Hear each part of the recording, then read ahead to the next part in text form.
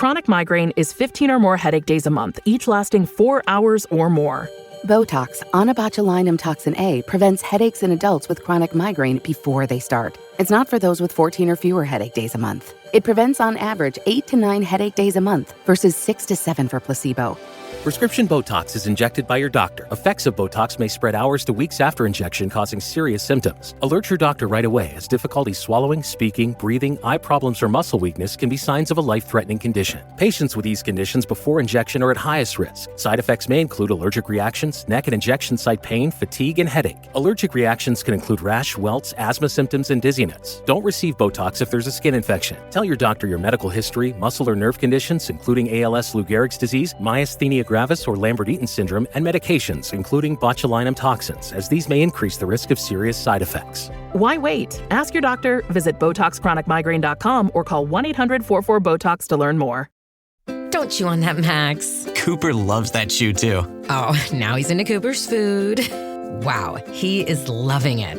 What do you feed Cooper? Blue Buffalo Life Protection Formula. He never leaves a crumb. I love it because it's made with high-quality protein, nutrient-rich fruits and veggies, and wholesome whole grains. Looks like we're switching to Blue. Blue Buffalo foods are made with the superior ingredients your dog needs to thrive. Can your dog food say that? Visit feedbluefood.com to learn more. For those who know that questioning everything includes questioning this show's existence. The Last Show with David Cooper.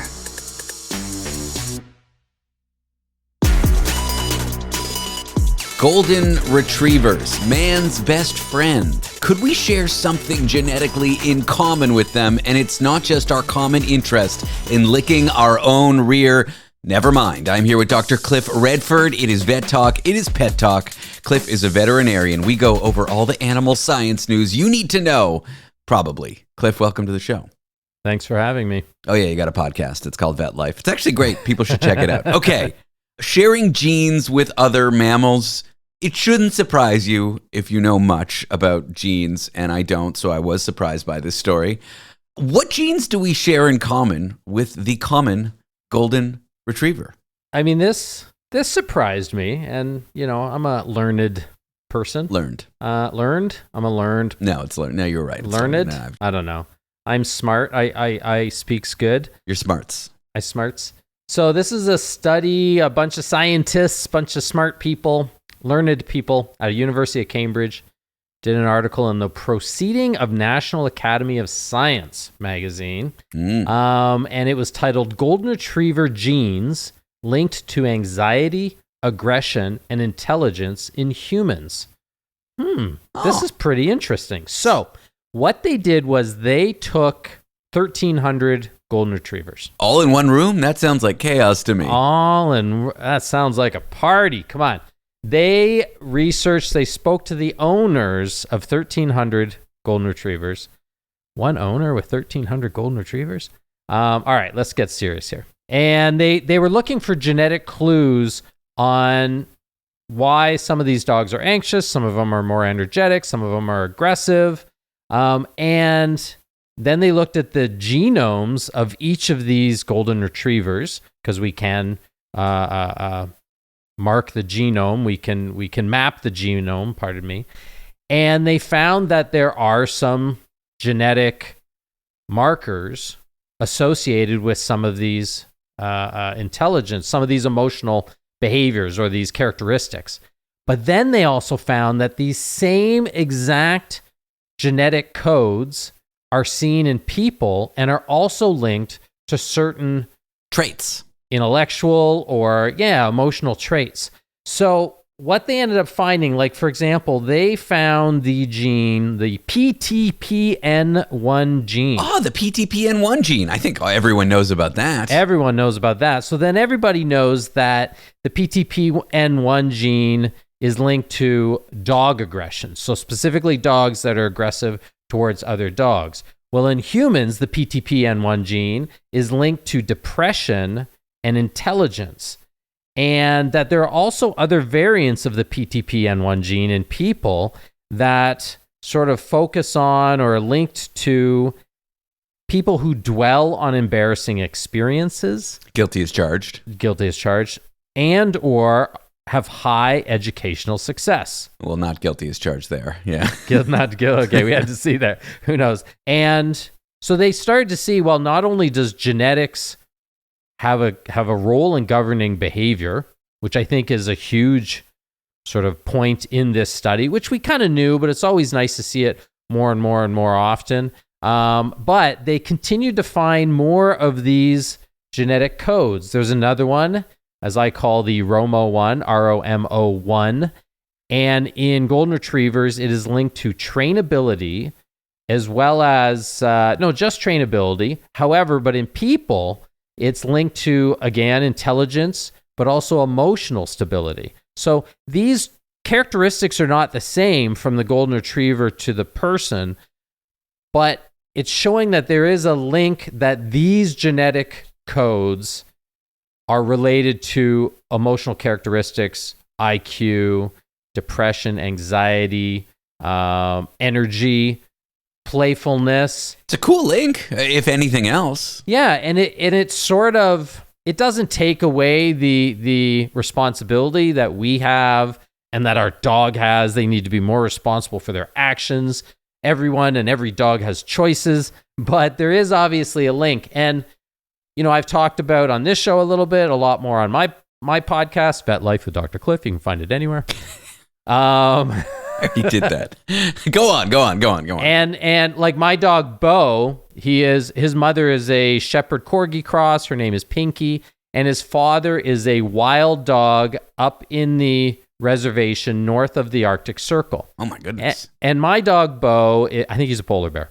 My dog Bo is a little bit crazy. The way he hunts the bunny rabbits in our backyard, and he's just got ADD energy and hunting energy and whatnot. I assumed he got it from his father because his father had to survive above the Arctic Circle outside. But no, I've met his mother. I rescued his mother. She's now at her forever home. She's exactly like her son, or her son is exactly like her. So there is a genetic link. I mean, there's no doubt about it. And it shows that we share sort of genetic traits with our dogs. Our dogs share it with us. They're obviously, as long as you believe in evolution, I'm not so sure I do. Are you serious? I'm not serious. Okay. I'm not Oh serious. my goodness. I'm like, Come boy. on. I don't know, man. People are wild. You get the most brilliant scientists who then have fringe beliefs. Who knows, man? I mean, I believe in evolution, but I don't think it was a natural process. I think it was pushed along by the aliens who are keeping an eye on us. All right. Okay. However, either way, we share an ancestor with dogs, and somehow that genetic trait or that genetic code of behavior has been linked. And there you go. You got to be a little bit, what I get out of this as a veterinarian and Be Kind to Animals is you got to be a little bit more patient with your dog when your dog is making mistakes, when your dog's difficult to train, because the reality is you are probably as well. And you would want people to be patient with you if you're constantly trying to lick your rear end and embarrassing people in public. My girlfriend's very patient with me when she tries to train me. That is not what I thought you were about to say when you said that. My girlfriend. Oh. No, Cliff. But no, she's very patient with me when she's trying to train me, and I have, I'm untrainable because of my genetics, I suppose, is the takeaway here. Does she reward good behavior or does she punish bad behavior? Or in your case, is punishment also a reward for behavior? Again, that would be the last show after dark, Cliff. That would be our OnlyFans version of the program. People would have to pay to listen to, so I can't answer that. No one's going to pay to listen to this show. Come on, David. Not when I'm on anyways. I would pay to listen to this show, probably. Why aren't mammals as colorful as other reptiles, birds, or fish? Yeah, so it all comes down to, again, evolution. Good segue. So most animals are brown and black and a little bit of white, and it's because they only have melanin as a pigment source, whereas lizards and birds have 3 other types that I won't list off right now for sake of time, but also a lot of these birds and lizards on their feathers and on their scales, different than the very simple fur that mammals typically have, they have these things called nanoscales that reflect light and refract light to cause iridescence, I believe is the word there. Yeah. Iridescence, yeah. It causes colorful colors. And if you think again back to evolution, most mammals were prey animals back in the prehistoric days, whereas the lizards and the birds came from dinosaurs, and most of them were prey. So the dinosaurs didn't care if they were flamboyant and everyone could see them, but the prey mammals, who mostly sort of were awake during the dark to try and stay hidden, they didn't want to be seen, so they stayed dull. Well, natural selection meant if they stayed dull, they would do better than other, mutations, so forth. Yeah, but they're still dull. Now, speaking of predators, like Cliff Redford. You're the one wearing the neon yellow glasses here. I am wearing I have dull colors, so. Fair enough.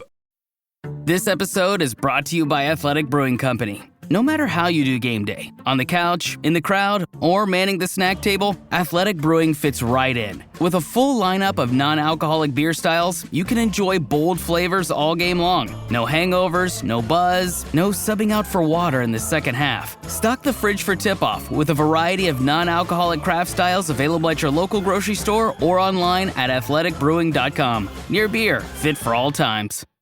The Chinese invasive crab. It can adapt to almost any environment. It eats local flora and fauna, probably only fauna.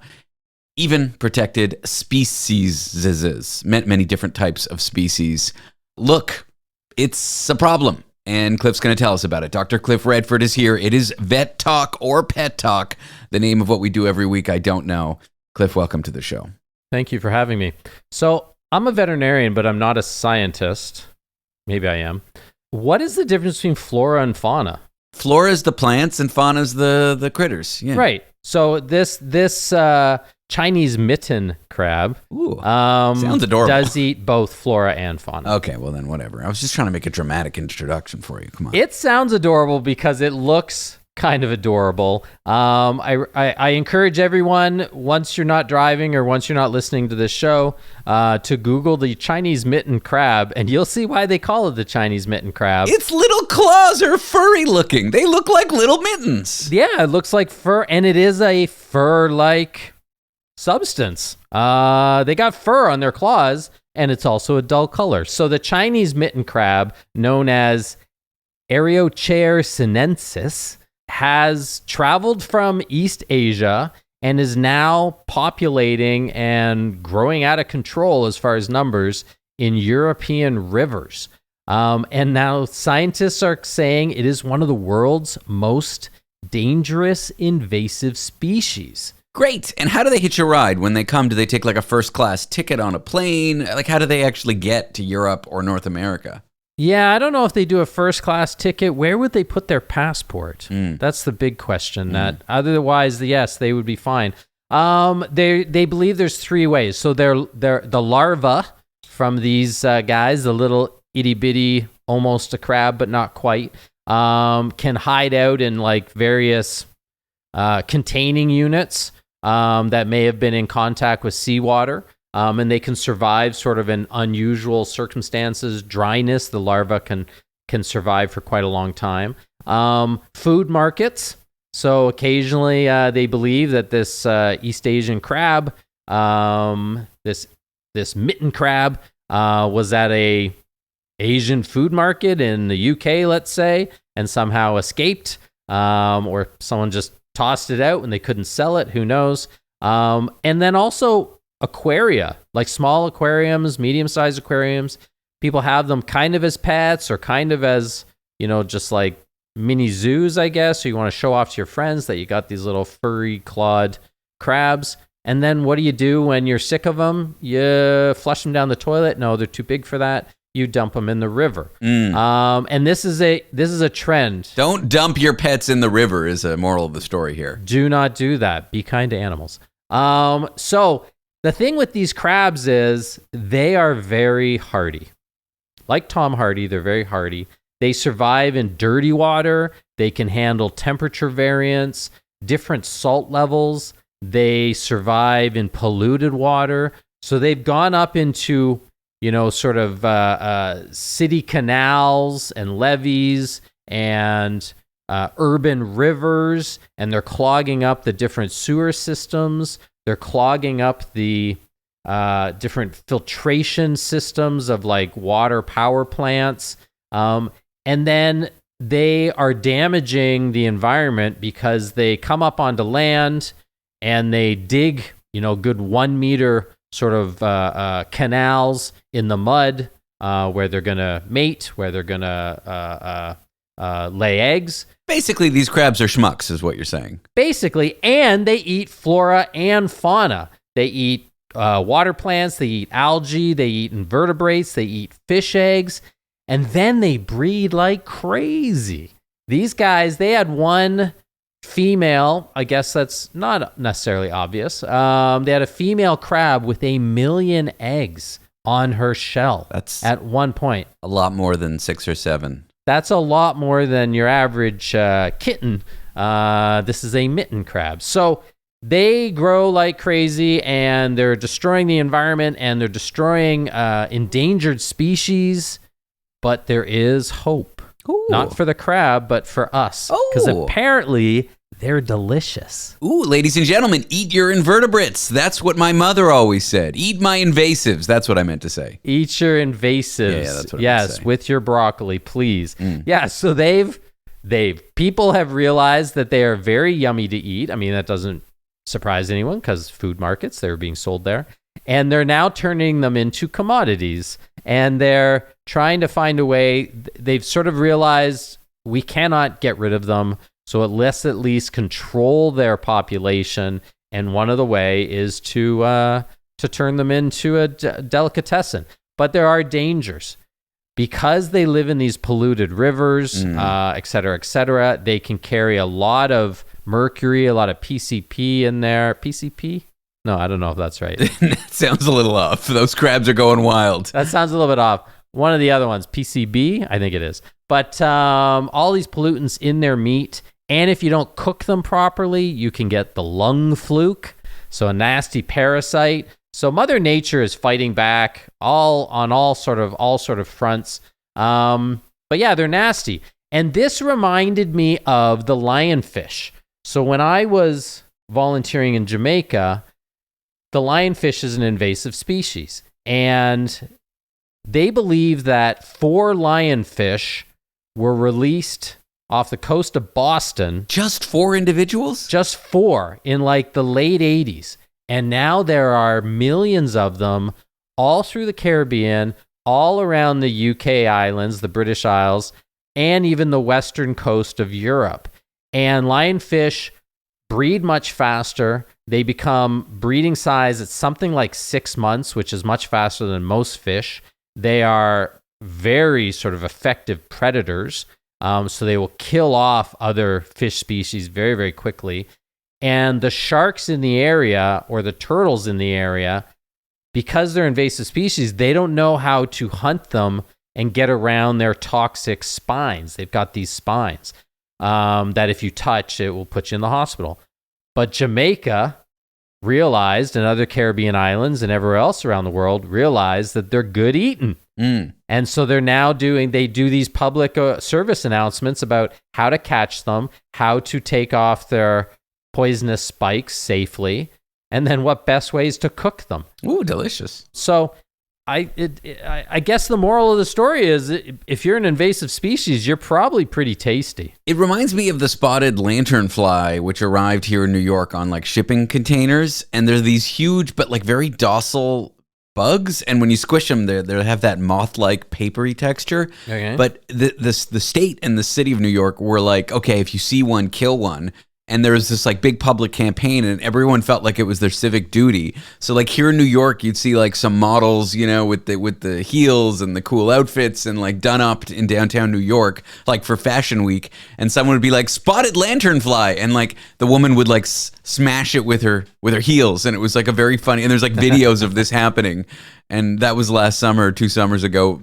Now they're everywhere. What are you gonna do? But I kill them when I see them. You got to see if they're edible. Squash them. See if they taste good. I don't know about eating bugs. I mean, I guess like, cricket tacos and stuff, but I'm not eating a lanternfly. No, thank you. They're kind of like cute cockroaches. They're like red with like white and black spots, They don't glow? I don't know if they glow, but you would think they would. They are called lanternflies. You would think.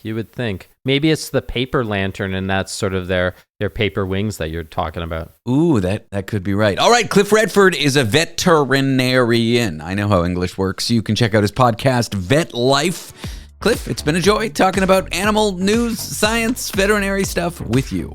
Thank you, and don't forget, eat your invasives. Eat your invasives and your broccoli, but also your invasives.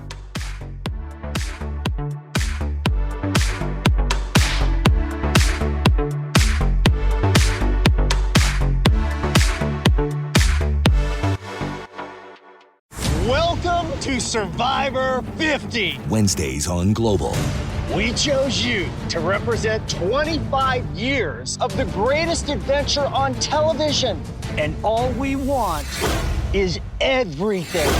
This is the Survivor Coliseum. It's do or die. Light your torch and be a part of history. Survivor, all new Wednesdays at 8 Eastern on Global. Stream on Stack TV.